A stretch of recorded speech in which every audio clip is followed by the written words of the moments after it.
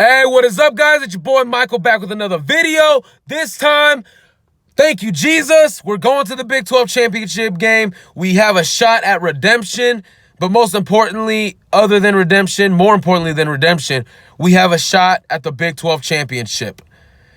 It is a great privilege, a great honor, and a huge, huge milestone for TCU. The first time the Big 12 championship game is back in the college football playoff era, and TCU gets to be a part of it.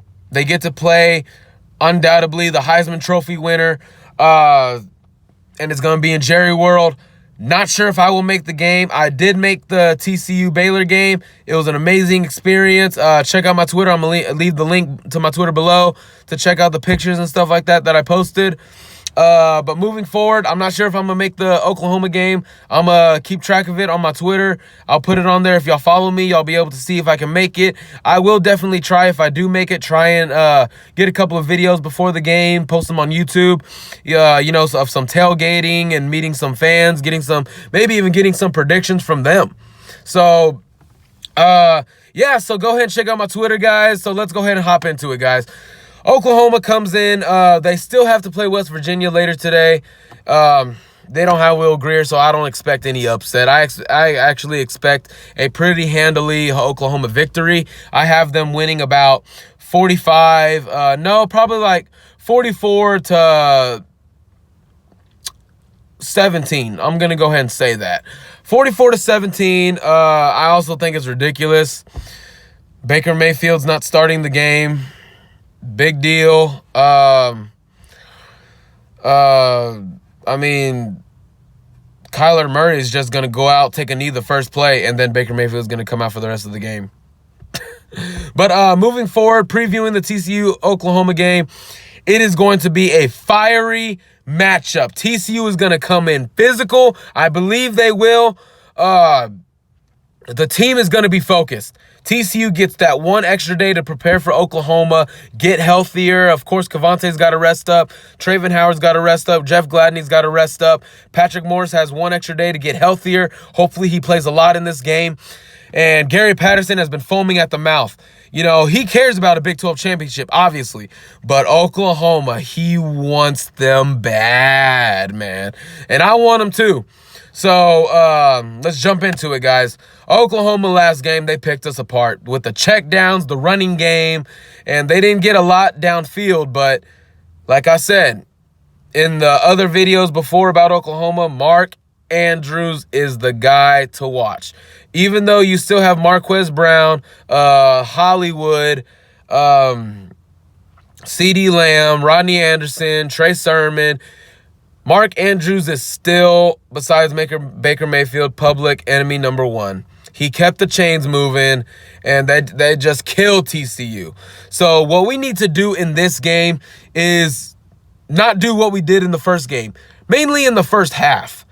Because, like, in the second half, we held Oklahoma. Like, y'all can say they went vanilla, whatever. Even though they were vanilla, it was still kind of vanilla in the first half. And they were still executing. TCU stepped up in the second half. So I really don't want to hear about this vanilla play calling and stuff like that, because I saw a lot of the same stuff in the second half that I did the first. TCU did better job. But mainly to get to this game upcoming, I'm not sure, today is Saturday. I'm doing this video on Saturday. I'm not sure how the rankings will go. Miami losing, I believe Oklahoma will go to number 3 or 2. TCU should go to number 9 or 8. Depending on what any kind of chaos, I think Notre Dame needs to lose to Stanford today. Auburn needs to lose. And maybe, USC or Penn State get upset. Who knows? But, yeah, I do think things need to go TCU's way today. They took care of business yesterday. Miami lost yesterday. That helps out TCU. TCU and Oklahoma, really. And I think, I'm kind of pulling for Michigan to upset Ohio State, so that way Wisconsin can win out. I don't think they're one of the 4 best teams, but right now, statistically, I think Wisconsin needs to win out, and they can get in the playoff. I do think a 2-loss team will make the playoff this year. I'm hoping it's TCU. I'm praying that it's TCU. But we're going to get into that, the playoff, later in the video. TCU needs to tackle well. They did not do a great job tackling the last game. They need to tackle well. They also need to create a spy for Baker Mayfield because he did get a little loose in this game. The defensive line needs to get a better push, man. They need to get a better push.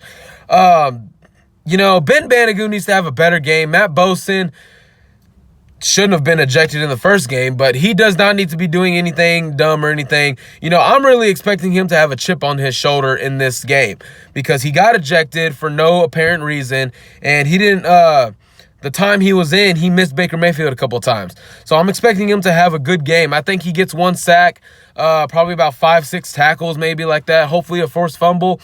The killer bees, the defensive line, needs to be the MVP of the game. They need to stop the run. They need to plug holes, fill holes. Ross Blacklock, yesterday against Baylor, Ross Blacklock just drove Baylor's offensive line like he just annihilated their offensive line, man. I hope he can do Baylor, Oklahoma. Their offensive line is huge steps up ahead of Baylor, but Ross Blacklock needs to step up.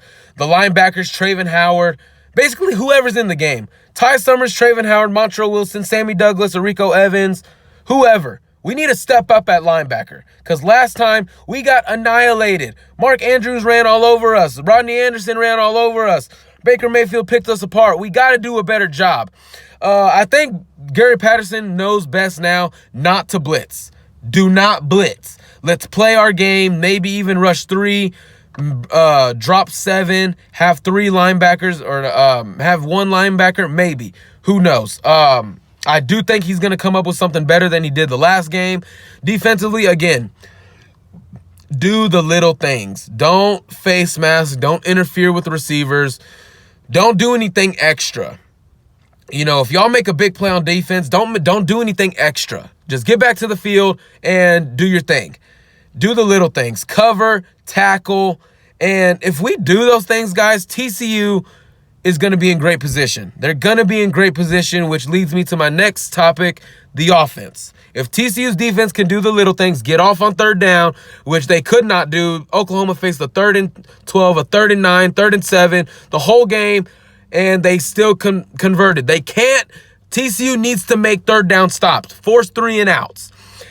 Now, which leads me to the offense. They need the biggest X factor in this game. Y'all may be surprised. Y'all Oklahoma fans may be surprised. Maybe you TCU fans may not be. The offensive line. We need to get a push up front.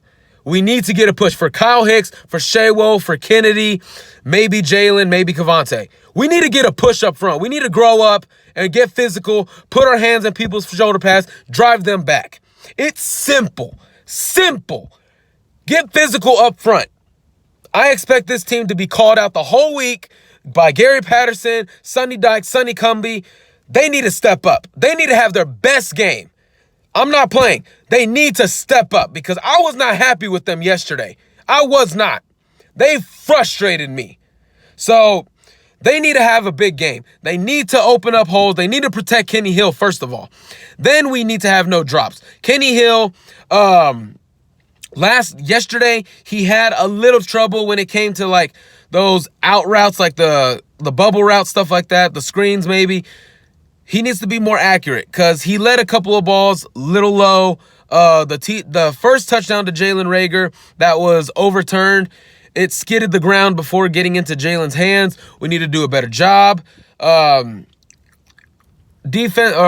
Offensively, we just need to have no drops, basically, on offense. We got to catch the ball. Cavante Turpin needs to get something on special teams. Kenny Hill, I believe, will have to be elusive in this game, make some plays with his legs. Jalen Reagor, John Diaz, I saw him yesterday after the game. He was limping off the field. I hope it's nothing serious. I hope he doesn't miss the game. On Twitter, it sounded like he wasn't, Sounded like he was going to play, so he needs to be great. We got a lot of playmakers that showed up yesterday. Hopefully they can show up tomorrow, next week in the championship game. Desmond White, Jerrison Stewart, Jalen Reagor, John Diaz, Jalen Austin, Ty Slanina, Cole Hunt. We have so many options. We got to put them to use. Sonny Cumbie needs to be better. He needs to have effective play calling. Look at the Oklahoma film. See what worked. see what worked and try and implement that in this game plan. Change some stuff up, obviously, offensively. I think if TCU is within one score or maybe even ahead at halftime, I give TCU the edge because they cannot be down 20-plus points at halftime like they did the last game. They just can't. You're not going to catch up to Oklahoma. You're just not. I don't believe any team in the country can catch up to Oklahoma when you're down by 20 at halftime. So, going into a little bit of predictions, guys, y'all can say I'm a TCU homer, y'all Oklahoma fans, but I do believe TCU will come out on top. I believe this defense is going to be inspired. Offense is going to have a better game. Gary Patterson is going to have not so much better, but smarter defensive game plan. So at halftime, I'm going to go ahead and give a halftime prediction. Halftime, I believe Oklahoma has the lead by 3 points. I actually believe they are up 17-14 at halftime. No. I'm going to say 17-16. At halftime, Oklahoma is up. The second half, TCU has been on fire in the second half. Basically all season. They've been on fire in the second half. So in the second half, I believe, again, they're going to make some adjustments. The defense is going to settle down big time. The offense is going to get after it. And I expect TCU to come out on top in this game. I'm going to say 37